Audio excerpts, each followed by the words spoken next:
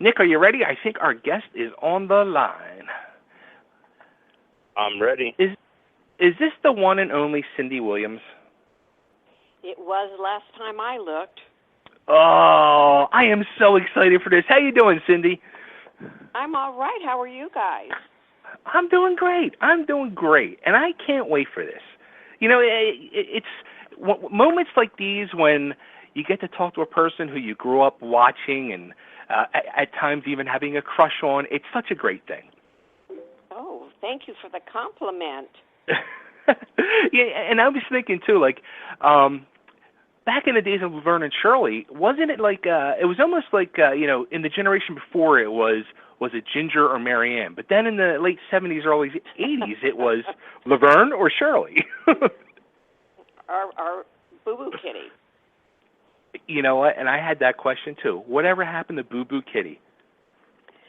I have Boo Boo Kitty wrapped in a silk old pajama top in my closet. So you still have Boo Boo Kitty? Oh yes, I do. And that's great. I can't think of anything too much that's more precious that I have. Maybe my kids. Of course, they're adults now. So I love that little cat. Who would have thought like that cat would have become such a figure in the show?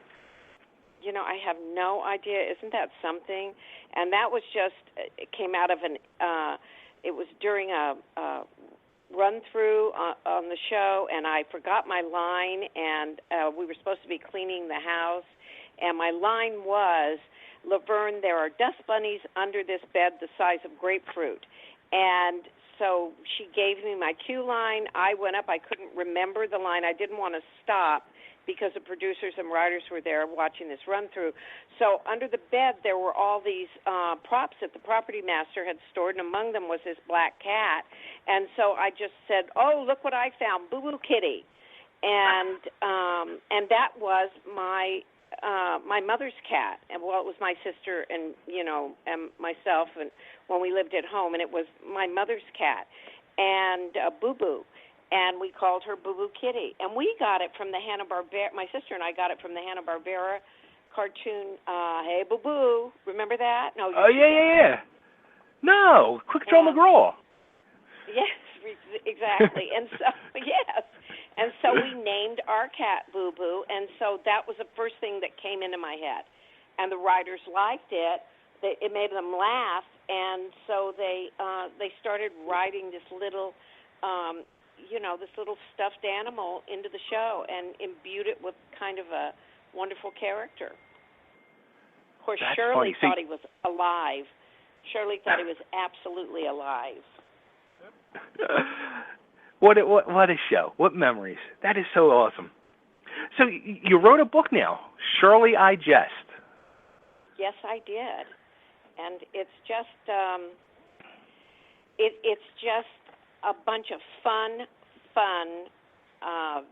stories about put together, and a little bit about my childhood, my life that the publishers wanted. But it's really fun stories and anecdotes about things that, went on that I had the blessing to be a part of because, fame affords you certain things. And so, there's stories in there about meeting Cary Grant with my mother and my mother going crazy and me trying to shut her up and calm her down, and stories about, the Whiskey A Go-Go. I was a cocktail waitress in the 60s at the Whiskey, and my first night they gave me the VIP section to wait, and lo and behold, Jim Morrison was my first customer, and he ordered a bottle of Jack to the table, and I didn't know I wasn't allowed to serve a bottle of Jack on the table. So I was so enamored with the fact that it was Jim Morrison that, of course, I gave that to the bartender along with the two Tom Collins that the blondes he was with had ordered. And anyway, the bartender very quickly informed me that I was not allowed to serve a bottle of Jack at the table. Go back and tell Morrison, because he said to me, Morrison's in the club, isn't he? And I said, yes, he is. And he said, you go back there and you tell that so-and-so that he knows damn well he can't have a bottle of Jack on the table. I'll serve him a single or a double, but no bottle of Jack. And I was like 21 years old, and I didn't want to tell Jim Morrison he couldn't have a bottle of Jack on the table, but I did. I went back, and then Jim Morrison said, "Is Tony tending bar?" And I said, "Yes, he is." And he says, "You go back and you tell that so-and-so that I've had a bottle of Jack on this table before, and I want a bottle of Jack on this table tonight." And I said, "Yes, sir." And it went on and on like that with other customers trying to flag me down so that I'd take their orders until I was in tears. And I finally said to Jim Morrison, "I am so sorry, Mr. Morrison, but I'll buy you a double, but I cannot serve you a bottle of Jack." And he said, "What's your name?" And I said, "Cindy." And he took my hand and he said, "Well, Miss Cindy, we've just been playing with you. Bring me a double." And I looked around. And the whole club, all the waitresses and all the busboys and Mario, who owned the place, they were all looking at me, and Tony, the bartender, laughing. And they had punked me. But it goes on and on. I can't tell that story. I have a whole chapter dedicated to it. And oh, really? And so I kind of tell it. I kind of wrote it in real time, like you were there with me, waiting that table and going through that and trying to wait the table with the two guys that ordered zombies and asked me to light them, set them on fire. And because if there's triple liquor in there, they'll catch a fire. And anyway, it was quite a night with Chicago.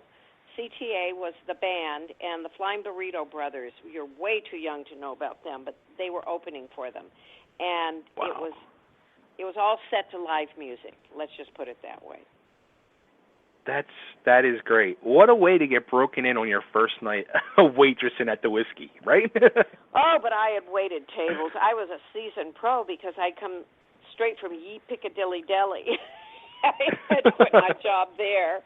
And then before that, the IHOP on Santa Monica and Vermont near my school in L.A. So, no, I was a seasoned waitress, or so I thought.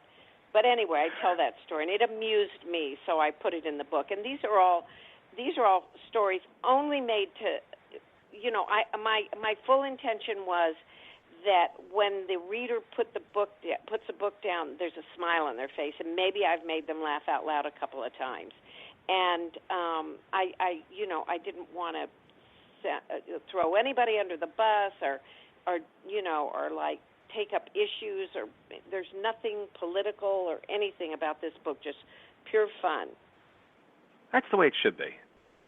Yes, because fun and enjoy. Shirley, but a fun show, right? Exactly, and, exactly.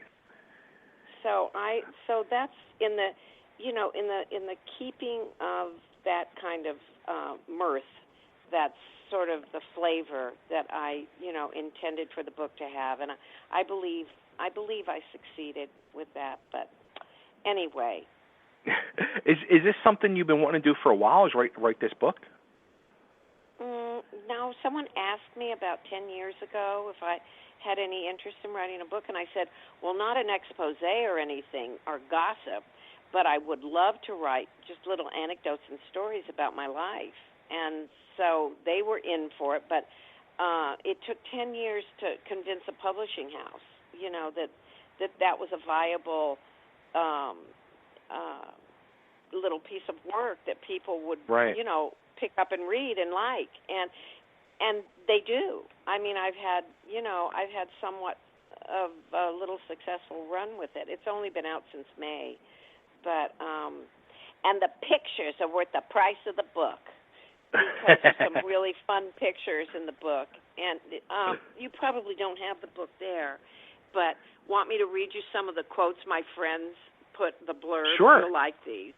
Okay, absolutely. Let's see. I have to get my glasses on. I'm Old Shirley. That's my next book, Old Shirley. Okay.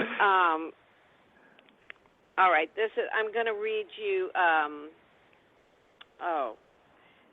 Ron Howard. Cindy's book brings back a lot of great personal memories, but it also entertained the hell out of me. The lady can write. Well, this isn't the reason I wanted to read it. I wanted to read it for. Here's Penny's quote. You thought she could act. Oh, please. Well, wait till you see how she writes. Great book by a great friend. Oh, I love that one. But here's Harrison Ford. A great read. I couldn't put it down. Not a word of it is true. Cindy who? I love that one. That's the one I really wanted to read to you. But they're all great. I mean, they make me blush. All my friends, Henry and Penny and Suzanne Summers wrote well. Suzanne. Anyway, there's a wonderful story about her. It's not exactly about her, but it's really funny, and it's one of these things that could have been embarrassing, I mean, to the person who it's about, which is Suzanne, and the first part of this story. And it's about the Vanity Fair party, the after Oscar party, the big one that Vanity Fair has, and. So I called her and I said, Suzanne, I'm going to read this to you, and if you don't like it, then just tell me, because it kind of puts her in a very funny light. I mean, I kind of make fun of her in a very loving way. And she laughed and she said, that is great.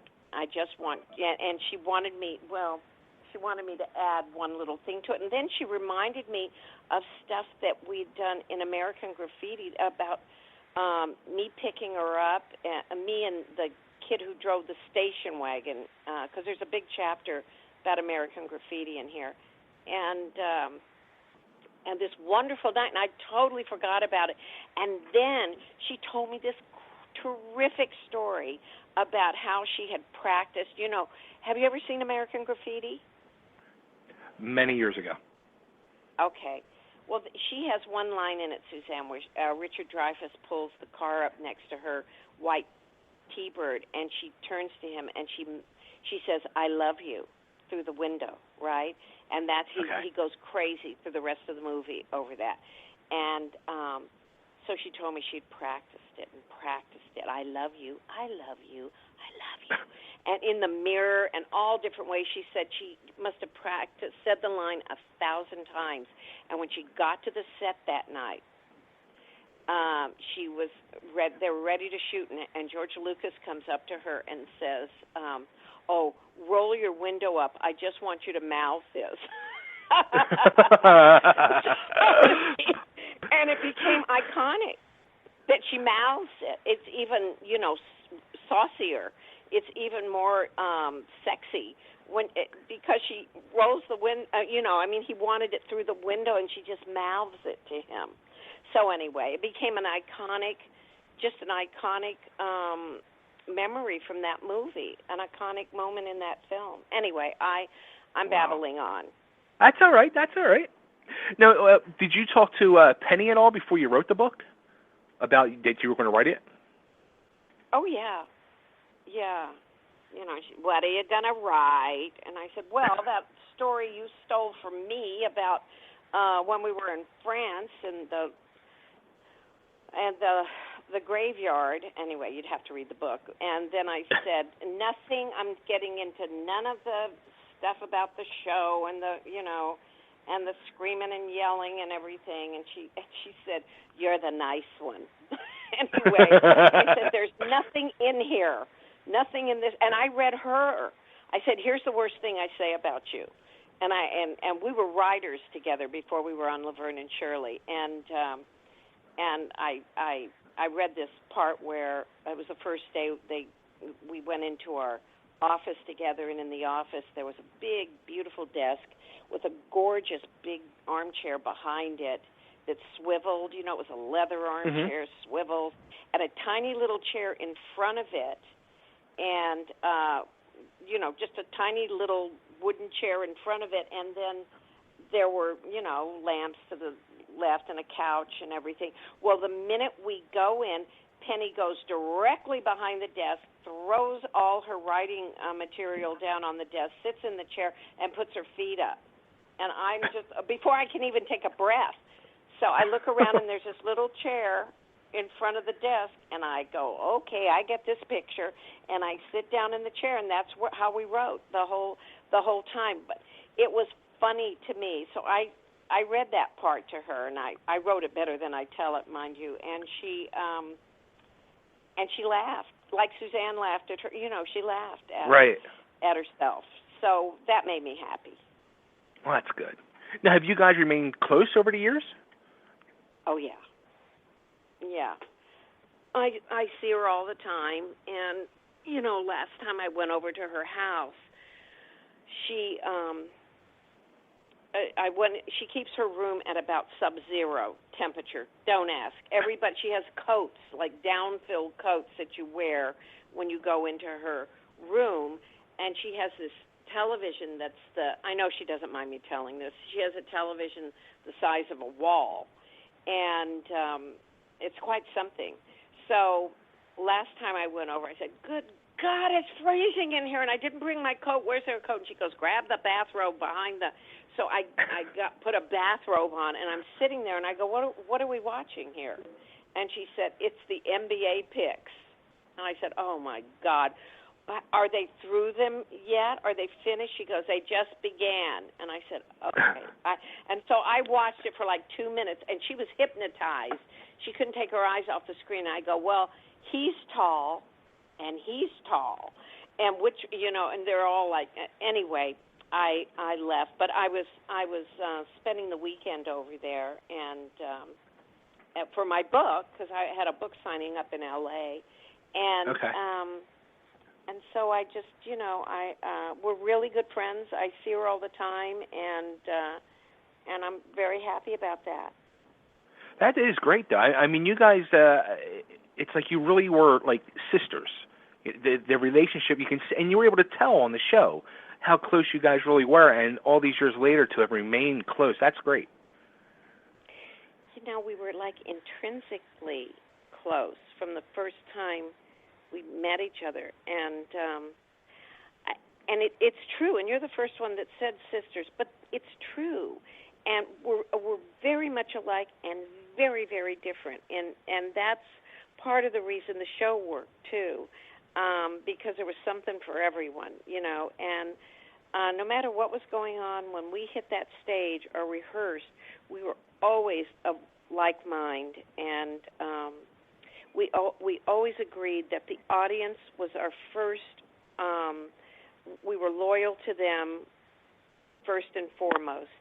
And if something made us laugh out loud in rehearsal, which is what we always strive for, we knew it would make the audience laugh, and then translate. Right. And then translate to the television audience. And so that was sort of our litmus paper. We were our own litmus paper for that. We just tested out during rehearsals, and we always strive to get, to make ourselves laugh out loud during rehearsal, right. Because no matter how silly or crazy it was. And and we also tried never to make the joke about anyone but on ourselves, because people get uncomfortable when you're making jokes, jokes, you know what I mean. And so we always made the jokes about ourselves, and the writers would always write the jokes about the characters themselves, or right. Lenny and Squiggy, or someone within the cast. Lenny and Squiggy. How Yeah. Those two are so great. Now, Yes, when you became Shirley, was Ron Howard like a big part of that, and like you getting that role? No. No? Well, Happy Days was on thinking, the air. Right. And it wasn't, you were thinking because of American Graffiti? Yes. Well, maybe Gary, the way it came about, though, was that I was writing with Penny, that, aforementioned writing together, and Gary called us in the aforementioned office, and Penny picked up the phone. She goes, yeah, okay, she's here. Hold on. Gary wants to talk to you. And I knew Gary, and so I said, hello, and he goes, listen, I was just telling Penn that we've got, on Happy Days, these two characters we just wrote that date Fonzie and Richie. Fonzie sets up a date, with him and Richie, and he gets two of his friends who are girls who date the fleet. That's how he put it. And he said, I was hoping you and Penny would come over and play these two girls. And, so I said, sure. So took a week off, both of us, from our little writing job and went over to Paramount and did this episode of Happy Days. And neither of us had really seen Happy Days. My sister was an extra on Happy Days, but and wow. she told me about it. Yeah, isn't that? I forgot to put that in the book, in the chapter. Oh. Anyway, but my sister forgives me. So she explained the show to me, my sister, and Penny hadn't seen it either, even though it was her brother's show. She hadn't seen. It was just beginning, kind of. It was the first season, or maybe the beginning of the second, I think. Anyway, so we went over, played these characters, and really played them very different than what Laverne and Shirley ended up to be. And they toned them down even on Happy Days, because we came on smoking. I mean, literally, smoking cigarettes and chewing gum and fixing each other's lingerie, hoisting up, slips and things, and taking pin curls out of each other's hair, and looked around the room and took a drag off our cigarettes and flicked them across the stage, across the room, and the director, Jerry Paris, screamed, "Stop! This is family hour. You can't be smoking in family hour." And we had no idea what he was talking about, but we went back off stage and reworked it and came back on, without the cigarettes. And then we finished the episode, had a great time with Ron, who I adore, and had worked with a few times before, and met Henry, who I adore, and we went back to our little writing job, and then about 3 weeks later, they called and they said, ABC saw this episode of Happy Days. They love you girls, and they want to spin you off. And Penny and I, we were in our office, and we were just kind of quiet, and I said, "What's a spin-off?" She goes, "I don't know." And we had no idea what they were talking about. And they finally said, "Your own show." And we could not compute that, Anyway, so we ended up doing the show, and the rest is show business history. How about that? And didn't you, I think I heard that you weren't even going to do it? You were we're going to go back home or something like that? This was at the end of a 2-year, almost 2 years. I hadn't really worked, and so I wanted to go back to waiting tables, but I couldn't do it in Hollywood because all my peers were there, and I just needed a year out of Hollywood, and I thought, I'm going to go to Eugene, Oregon, which was this little town, in southern Oregon that's fantastic, where the university is, and I'm going to wait tables, because I had been there once to do this movie that Jack Nicholson directed called Drive, he said, which I didn't even have a line in. I just had a reaction shot. Anyway, but I loved this town, Eugene, Oregon, and I wanted to go there and rent a little place and get a job as a waitress, wait tables for a year, chill out, and then come back into Hollywood, because I was just, things weren't going well for me. So that was, I had just talked to my mother about borrowing the money. It was $200, I'll never forget that, to get there and set myself up. And with the little bit of money I had made, I was going to do that. And then, lo and behold, Laverne and Shirley. And it changed your life forever. It certainly did. Yes, it did. Wow. It was a huge blessing. Now, how about when you actually left the show, I guess the year before the last season? Right. I was wondering, when the series ended the year later, were you kind of sad, that it was done? You mean for me, or when the series was done? Yeah. Altogether. Mm-hmm. I think I was sad. Well, Penny and I knew the season before that we had done. We had really tapped it out. Right. There weren't many places really. When a show gets like that, where it gets thin and all the scenarios become thin, and there's really, we've done everything we possibly could have done in a show like that. So, I mean, we talked about that, and so that I had left the show for one reason or another because I was pregnant, and they couldn't accommodate me, and it was time for me to go. So I left a year before, and then Penny and the rest of the cast went on and did Laverne and Company, and I think I was saddest when I left the show.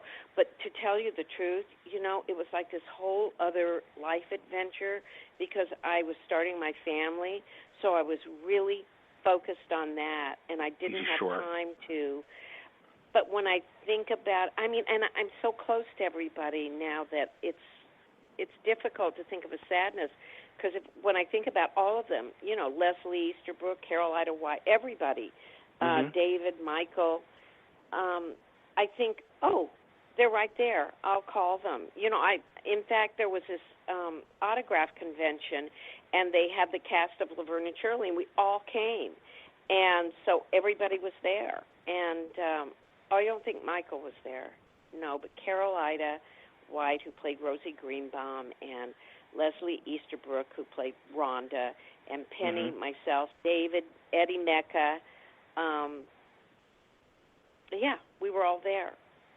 So, now, he was one of my favorite characters, the Big Ragu. Are you Italian? Of course. my last name is Eddie. My last name is Ragney. So, yeah, I've been called the Big Ragu. Yes. So I've been called the Big Ragu myself. Yes. Well, I love Eddie. And, yeah, he's, well, most of us, Penny's half Italian. No, Penny, yes, she's half Italian. I'm half Italian. And Eddie Mecca is half Italian, half Armenian. And he always says, I'll make you a rug you can't refuse. That's too funny. Eddie, I see Eddie all the time. Just talked to him yesterday. Oh, that's great.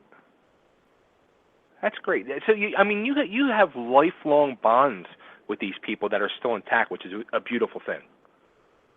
It is a beautiful thing because I've had memories with them, especially with Penny, that they're treasures in my life, and I'm sure she'd say the same thing. I've laughed with her about things that nobody else would get. Between the two of us, we just get it. And the strange thing is, or the wondrous thing is, we are so different in so many ways, but so alike in the way of we could walk into a room and see the same funny thing at the same time and make the same comment about it. And we've done it. And at the same time, just burst out with the same comment. And we always, whatever we would see differently, no matter what it was in life, like I love music. I'd try to get her to listen to music. She could care less about music. And, I talk about God. It's not that she could care less about God, but I'd say, we should maybe say a prayer, but whatever in life we were different in, we just had the exact same rhythm on that stage. It was almost telepathic. I mean, we could just do things together rhythmically, physically also. And so that is a beautiful thing that I know will never occur again in my life with anyone else, because she just, it was like action, reaction, an action, a react. And it wouldn't matter which one. You could switch them around, and we'd still feel that, like a little band, a little timpani. We'd feel that. And same with the rest of the cast. You could add the rest of the cast into that mix. And I used to say, if they're if they had an event at the Olympics for comedy, we'd at least medal. We'd at least take one of the medals. And I like to think that anyway. I'm probably, no, I think you would. Pardon? I think you guys would. Oh, thank you. Thank you. Did you ever hear the comparison? Because something I always thought of was the characters of Laverne and Shirley. Were you guys ever compared to, like, Lucy and Ethel? People have said that, but they were brilliant, Lucille Ball and Vivian Vance, and that whole cast. I mean, there's another example of brilliant cast, but we were very, very different. I mean, we did in tandem physical comedy, although Vivian Vance would do physical comedy with Lucille Ball, but Lucille Ball was a brilliant technician. I mean, watch her. It's perfection what she does. It's just perfection. And Penny and I were more, I'm not saying we weren't perfect, but we got there in a different way. We would, part of what we would do would be improvising because we never knew what was going to happen. We'd mark it out and go, okay, and then, but we never do the scene, the physical scene, until we had to do it because it took so much energy.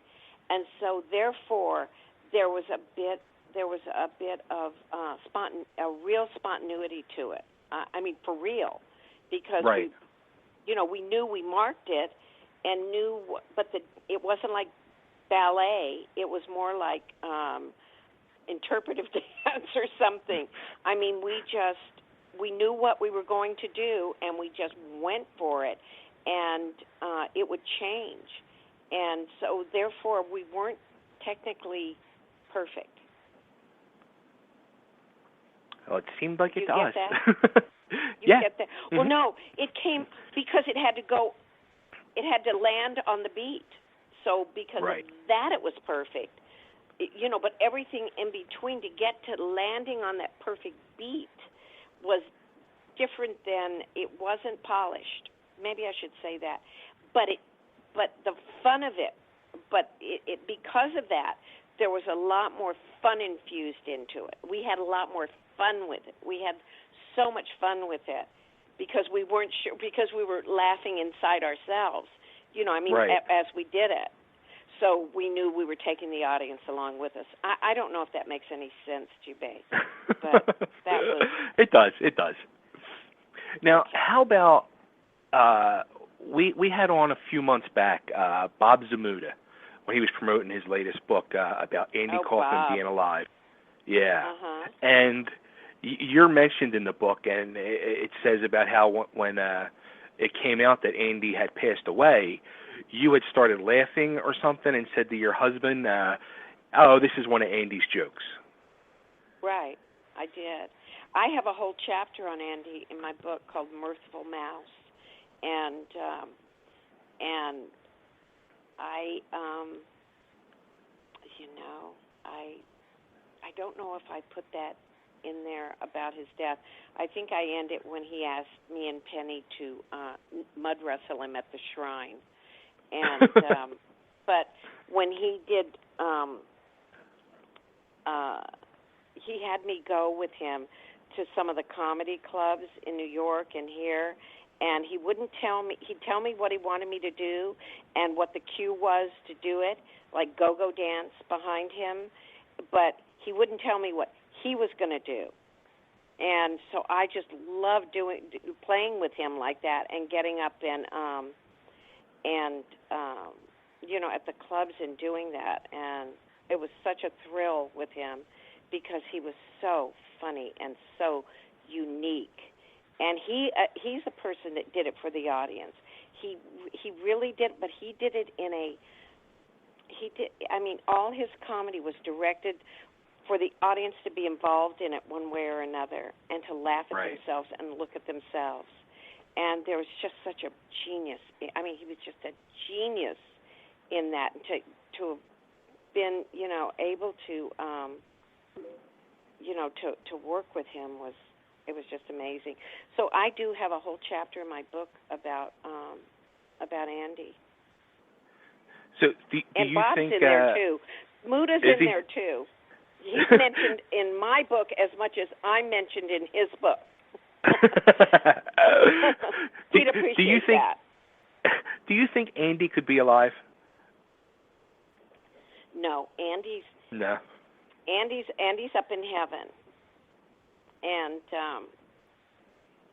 no, Andy's passed away. I mean, look, even Andy, if that was a joke and he came back 40 years later, I'd punch him out, because that would be the most stupid joke in the world. I mean, no, he was ill. He definitely was ill. And I realized it at one point. You know, it was when he was going to the Philippines and having all those psychic operations and everything. And right. Although I believe in healers and healing, that's what made me think, this is the stupidest thing. Why is he doing this now? You know, what's he going to do? He's going to, come back and, and be healed, or he's going to be on David Letterman and do something crazy. And then when, it was my husband who came in and said, Andy's really sick.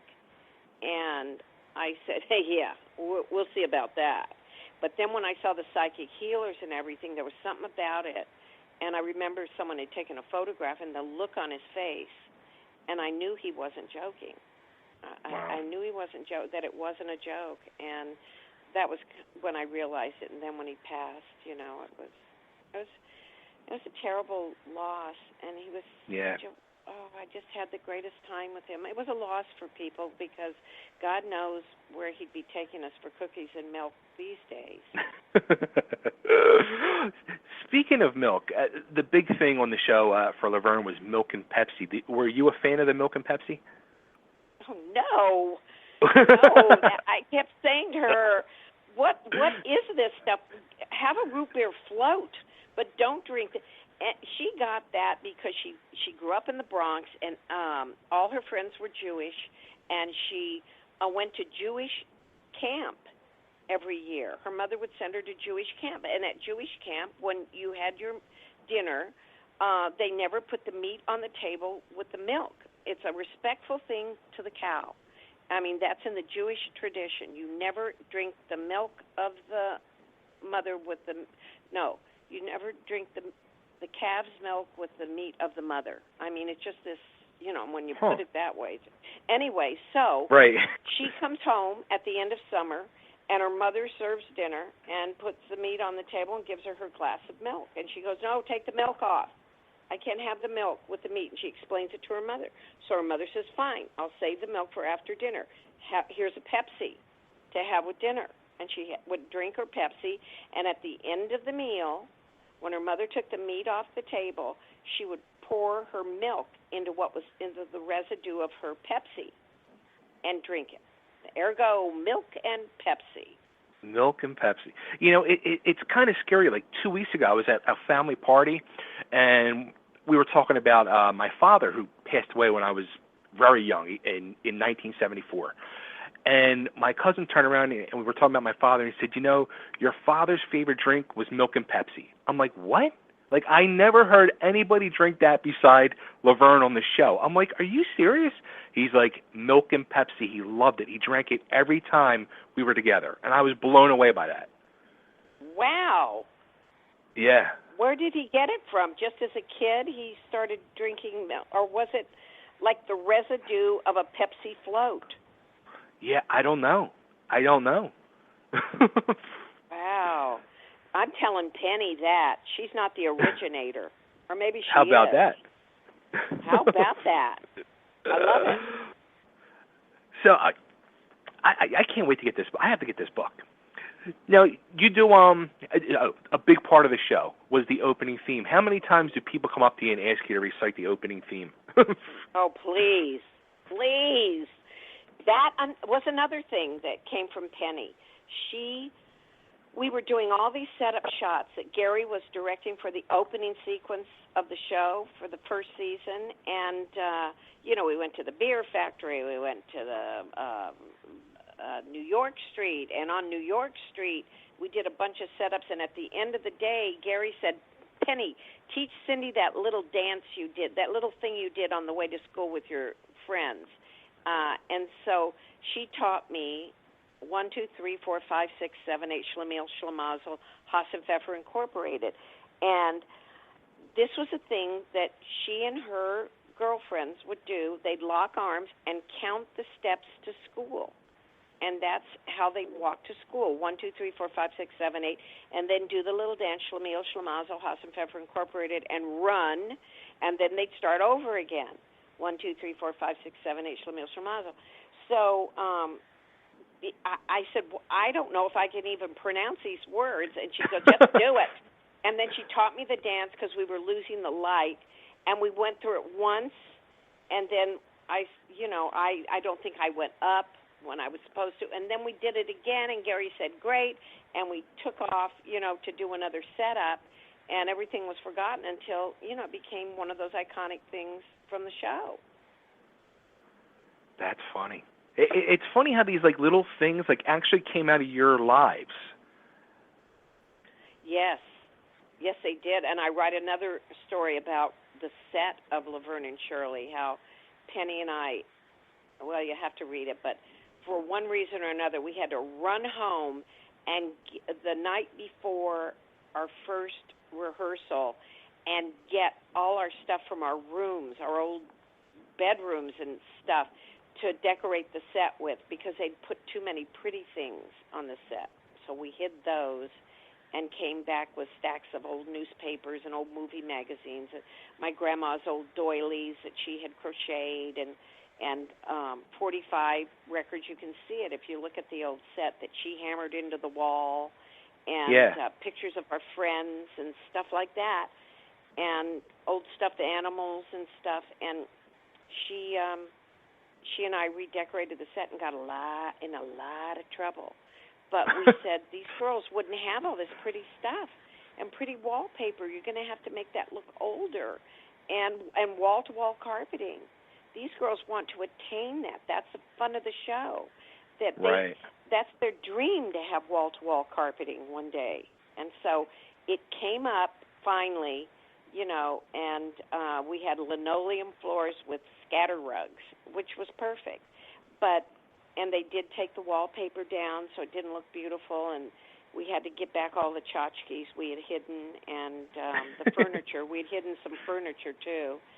And they came in, but our hearts stopped when we went on the sound stage and saw the set the first time when nobody else was there. Penny and I just went over that night and looked at it, and that story's in the book. That was one of my favorite. I thought, why didn't Penny ever tell this story? And her, no, it's such an interesting thing that happened to us. That and because of that set. Hey, Sailor, and we said we want some old stuff on this set, nothing new. Right.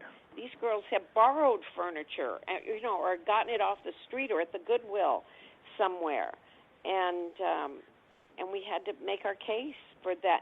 That the wolf had to always be nipping at our heels. We had to be maybe half a step ahead of the, of the rent and the electric and gas bill. And that was the fun of the show, and so we made our case. Now, I actually have a co-host who's just very quiet. His name's Nick, and he messaged me. There's someone else there? Yeah, how about that? I can't believe it. Nick messaged about one of the episodes, and I want him to bring it up. So go ahead, Nick.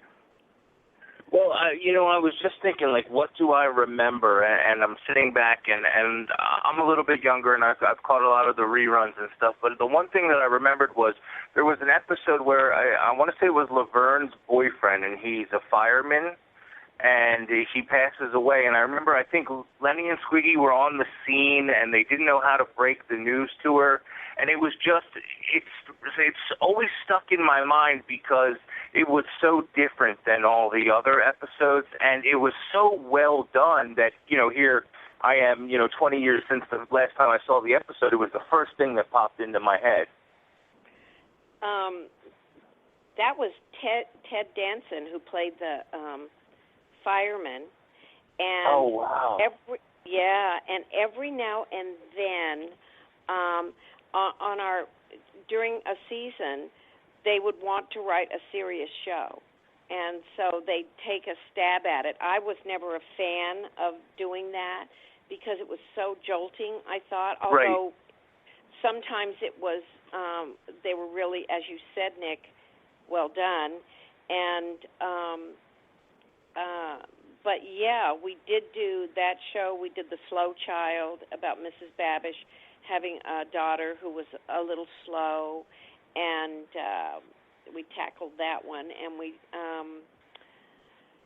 did, let's see, about my most serious show was My Canary Escapes and won't come, Dwayne, my canary's gone. And then my brother, who Ed Begley Jr.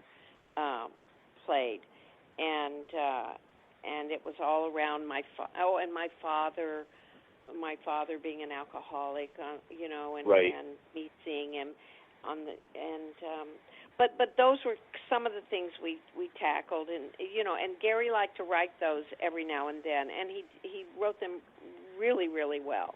I mean, they were sweet little shows for being on Laverne and Shirley, which is not an easy thing to do, on our sort of show, to have something serious.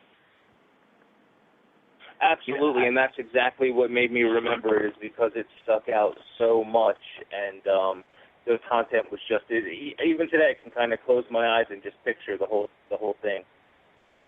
I'm going to have to take a look at that episode. I haven't seen it since we did it, but wow. I remember it vividly. I remember coming down a fire pole, coming down the firehouse pole, and I remember Ted Danson, who was so great, and this is before he was Ted Danson, and just a great guy, and we thought, wow, what a great actor, and the boys, and when you said that, Nick, I remembered them having to do that, and that was a serious beat, and they played it so well. It was, if I remember correctly, it was like there was a lot of denial, and it may have even been like he might have even had potential to be like a fiance or something like that. It was real. It was very dramatic at the time, and it was almost a life changer, and then it happened, and of course the show went on after that. But I just remember how just impacting that one was. Well, I will pass that along to. That'll make Penny very happy, and Gary. And another thing that my coworker here didn't bring up yet, and I wanted to remind him, was the animated spin-off. Don't forget Laverne and Shirley in the Army. Yeah, that was something. We had our own cartoon show. Well, that really was something. It was great. It was Hanna-Barbera, and it was Vicki Lawrence, Penny, and me. And then for some reason, I couldn't be my own voice the second or third season. And so they had auditions, and this is really crazy. My best friend, who is Lynn Stewart, who played Missy Vaughn on Pee-wee's Playhouse, I don't know if you ever watched that. Oh, wow, absolutely. And she plays Charlie's mom on It's Always Sunny in Philadelphia. But my best friend, Lynn, who I went through college, we went through theater arts school, she's like a brilliant mimic, Lynn. And she went in, I didn't know she went in, and she auditioned, and she could do my voice so well, she got the part. My best friend plays me the second season. Lynn Stewart plays me the second season. Now, Ben, you've never seen this? No. So it was Laverne and Shirley in the Army, and then I think it was renamed Laverne and Shirley and the Fonz, and the Fonz was working in the motor pool, and they had, was it Squealy, if I remember correctly? He was like the drill sergeant, but he was a pig. Yeah. We were pioneers. in having non-human cartoon Right. characters be imbued with a human, as human beings. Now they've gotten into spoons and forks being the leads in cartoons. But yeah, Right. we were pioneers in that. Absolutely. Now here's something, Nick, that I don't know if you know, that I just found out too about Cindy, that she actually tried out to be Princess Leia in Star Wars. Oh, wow. Yes, I auditioned for that. I did a screen test for that. And you can see it, but don't tell me about it because it's one of the most humiliating things I've ever seen. And because George put it on the Star Wars, not the Blu-ray, but, the new Star Wars package. So he's got all the screen tests. I wasn't the only one who screen tested, but I just know that in the end, I know George was mulling it over, and I was hoping I would get the part, but I think I was doing Laverne and Shirley at the time or something like that. Anyway, and then Carrie got it, and I talk about that in the book, too. There's a little thing about this dream I had about, George mulling it, thinking about it, and he was looking at this actress, this girl who was playing with dolls, and I was watching this, and I thought, he's going to go with a younger actress, and he did. And can any of us think of Star Wars without Carrie Fisher in it? I say no. But let me tell you something interesting. When we were doing American Graffiti, George was telling us all about Star Wars, and he said, I see the characters, I've got these three characters in this movie I've written, and there's a pilot for the spaceship, and there's a princess, and there's this hero, this kid hero, but I want them all to be 14-year-olds. And he was telling us this, and I thought, wow, that's great. 14-year-olds, yeah, that's great. So that's what he was. Isn't that kind of brilliant? Wow. I mean, he wanted them all to be young kids that take over the galaxy, that just save the galaxy. So I love that. He also told Ron Howard and myself for American Graffiti. I don't know if either Bay Bay, you saw it a long time ago. I don't know if Nick's seen it. Oh, absolutely. But there's iconic, fabulous music in. It's just brilliant music in American Graffiti. And he said to me and Ron, he said, I see this movie as a musical because the music will never stop during the entire movie until the source of the music is gone, which is the car or the car radio or their or there's a car crash, and the car is stolen in the movie, so there's no music there. And one of the cars with Charlie Martin Smith and Kenny Clark, and then at the end when the car crashes, there's no music there. But otherwise, the music was like another character in the film. But he saw it as a musical, and I remember he said this to Ron and myself, and I remember walking out of the office with Ron, and we looked at each other and said, a musical. Genius. And it was. Wow. Does it surprise you, like, how well, like, people like Ron has done and Henry all these years later? And Penny and everyone? No. Well, wait. No. Well, it can surprise me now, but in the beginning, when we were doing American Graffiti, we had no dressing rooms, and Ron and I would sit in the car and wait, between takes, and he would get out of the car and go over to Haskell Wexler, who is like one of the greatest cinematographers of all time, that was helping George, and he'd go over and I'd watch them talk for a while, and then, and then about 5 minutes later he'd come back and get in the car, and, this went on. This occurred a few times, and I finally turned to Ron. I said, what are you talking to Haskell about? He said, I'm picking his brain about, the shot setups and lighting and lens sizes and everything because one day I want to direct. And I looked at Ron and I thought to myself, yeah, right. So surprised a little. That's funny. I was also there when he directed. I mean,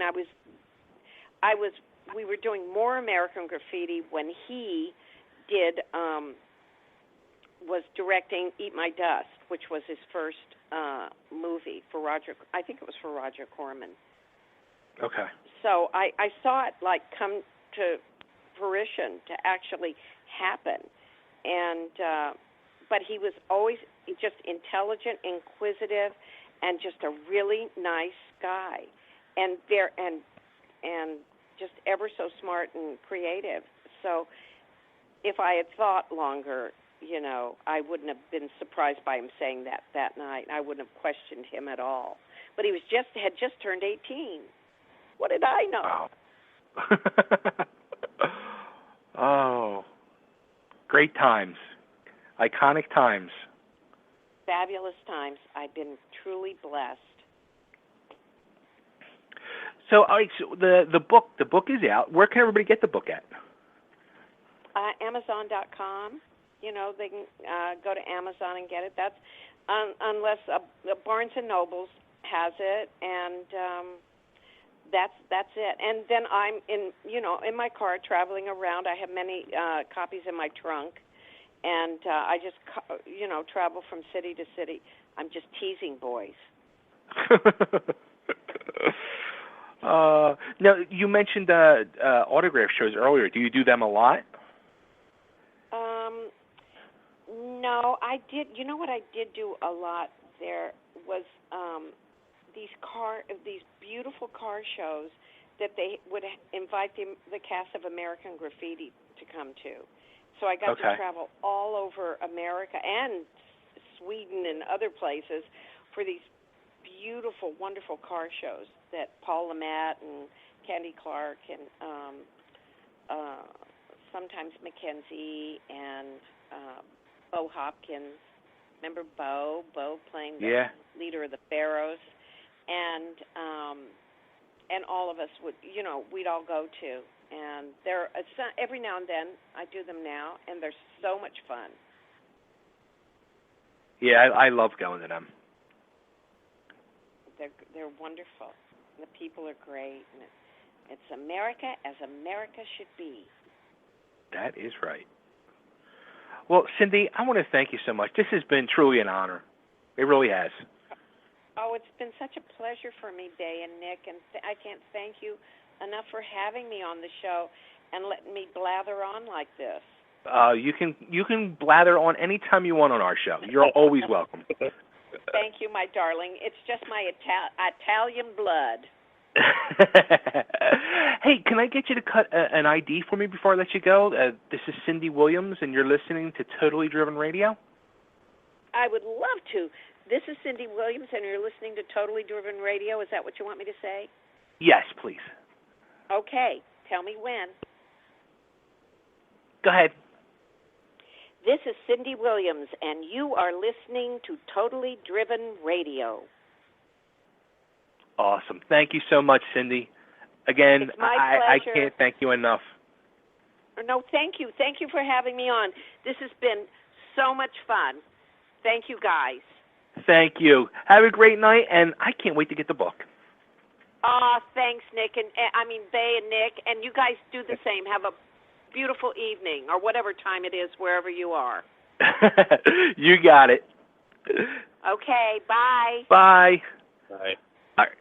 All right, everybody, there she goes, the one and only Cindy Williams. How freaking awesome was that? It's very rare when I get, real on the show here, but sometimes I forget how lucky we are. You know what I mean? That was, for a TV guy like me and for a guy like you that grew up with this stuff, that was amazing. It really was. The stories and just everything from Ron Howard to Harrison Ford to Jim Morrison, and it was just, what an amazing life, too.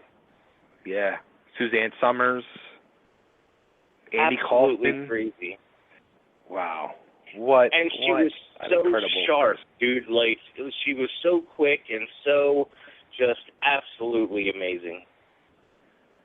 That was freaking awesome. And I'll tell you what, dude, as soon as you messaged me about that episode, like like my mouth dropped, because I remember that episode and I remember being devastated because Right. you know, you weren't expecting it. You know, they really didn't have a show like that much. Like she said, they would try to do one serious episode a season, but that one was like devastating. Yeah, absolutely. That's why I remembered it. It was just so, like, I can't believe that just happened. Yeah, that was amazing. The whole Yeah, thing. sometimes though, man, I forget how, lucky we are to be able to interview some of these people and to be a part of, that's like Totally Driven Radio. If you do 6 degrees of separation, Totally Driven Radio is 2 degrees from Harrison Ford. Just throwing that out there.